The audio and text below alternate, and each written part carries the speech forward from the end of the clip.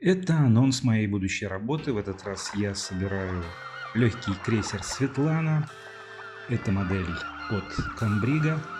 Это модель из эпоксидной смолы. И эта модель довольно сложная.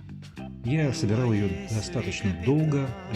Я около 4 часов видео снял. Длинным получится гайд, потому что здесь очень много мелких деталей. Вот, посмотрите, пожалуйста, мне приходится докрашивать их. А здесь я показываю детализацию.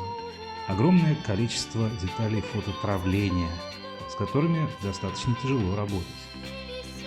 Это очень хорошо, красиво и замечательно детализированный корабль, но здесь есть очень много своих хитростей.